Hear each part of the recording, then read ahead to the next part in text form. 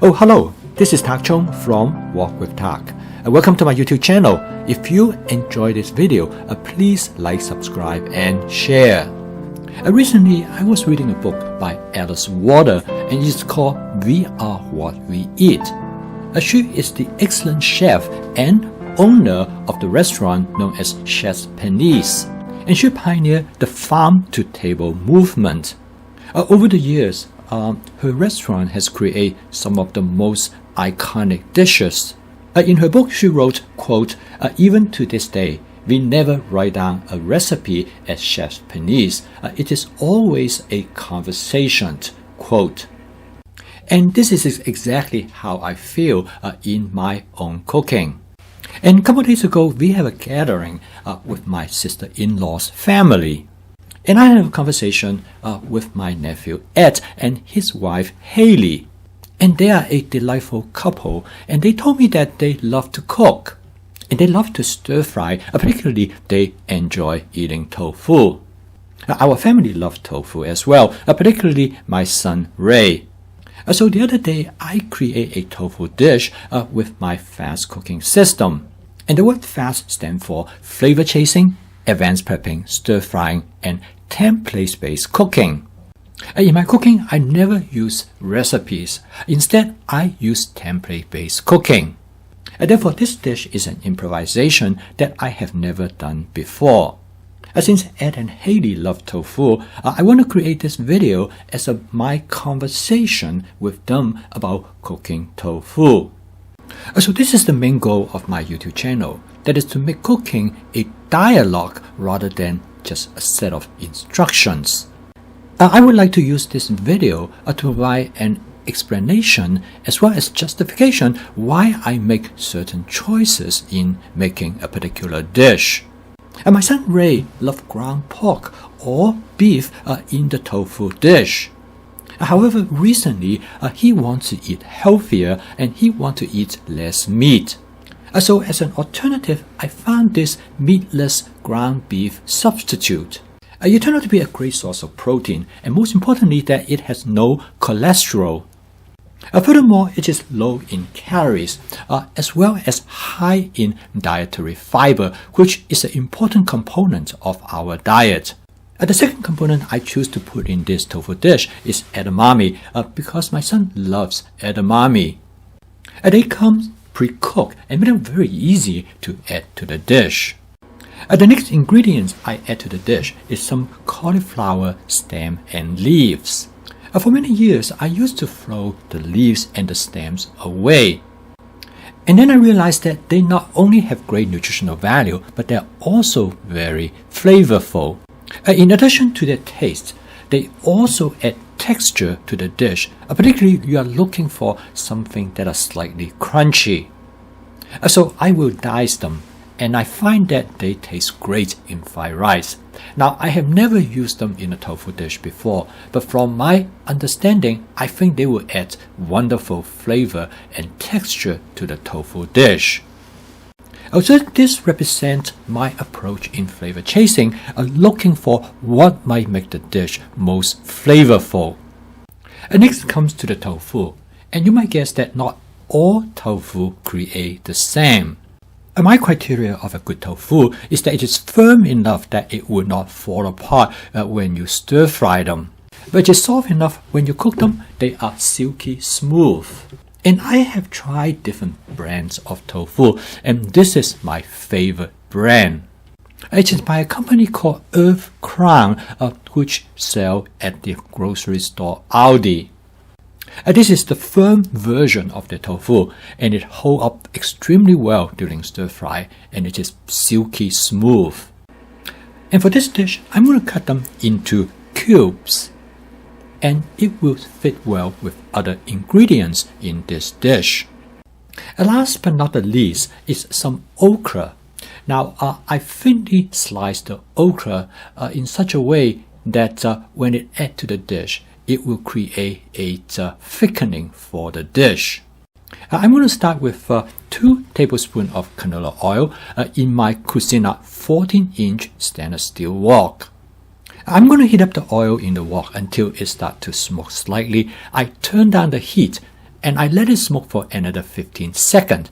This is a way to create a non-stick cooked surface on the wok. I call this method spot seasoning. If you are not familiar with this method, you can take a look at this video. And then I start cooking the dish right after that. I add about 1/3 cup of the beefless ground directly from the freezer to the wok. It does not need to be thawed out. That makes it very convenient. And then I add 2 cups of diced cauliflower stems and leaves. The beefless ground is already pre-cooked, so all you have to do is to thaw them out and warm them to the temperature for the serving. Because they are in very small chunks, the diced cauliflower stem and leaves also cook quickly. Next, I add 1 cup of frozen edamame. Again, there's no need to thaw them out. You can add them directly from the freezer. And it is very convenient because you can directly thaw them out in the wok. The groundless beef have a tendency to stick and burn to the bottom of the wok. And to solve this problem, all you need to do is to add a small amount of water using a squeeze bottle directly over the material that has been burned and stick to the bottom of the wok. As you can see here, with the use of the wok spatula, you can easily detach them. This is an extremely effective method to clean the wok as you cook. And I call this method spot cleaning, and you can take a look at this video for more details. And this is the reason I recommend a wok without non-stick coating, so you can use a stainless steel wok spatula, which can work as a scraper. In this case, you have no fear in damaging the surface of the wok. Next, I add 1/4 cup of okra. And now for those of you who have had okra before, you notice that they have a slimy texture. And this slimy texture turned out to be great in a dish like this because they will naturally thicken the sauce. I then add 1 tablespoon of minced garlic. The rule of thumb is that if you want the dish to have a strong garlic flavor, you add it later during the cooking process. This is followed by 2 teaspoons of chili pepper flakes. Well, this is part of the flavor chasing process because my son liked to have the dish spicy. This is followed by 1 teaspoon of mushroom seasoning, which is a natural mushroom extract that will provide great umami flavor to the dish. And then I add 1/2 teaspoon of granulated garlic powder and 1/2 teaspoon of paprika. I also use 2 tablespoons of oyster sauce and 1 tablespoon of hoisin sauce. To create a sauce, I start to add more water to the wok. I get my water in a large capacity squeeze bottle. This will allow me to have better control of how much water that I want to add. In addition, I can add water to specific parts of the wok that allow me to clean that part of the wok using my spot cleaning method. By adding the okra to the wok, it creates a natural thickening agent. By this time, the dish is cooked exactly the way how I want it to be, and the next step is for me to add the tofu to the dish. My goal is to warm up the tofu to the temperature of the serving without disrupt them too much. I stir the content very gingerly so that I can keep the tofu in shape. Since the wok is already very hot, it will not take too much to warm up the tofu to the serving temperature. After the quick taste test, I decided I want the dish a little bit more saltier, so I add some additional oyster sauce. And with few gentle stir to mix the content of the dish is ready to be served. And the total cook time of this dish is a little bit less than 10 minutes. Cooking this dish is a good example of my fast cooking system. Flavor chasing is an approach that you decide what type of flavor that you want, and you construct the ingredients as well as the seasoning agents to achieve that flavor. To me, it is important to keep in mind ingredients plays a critical role in determining what the flavor of the dish is going to be.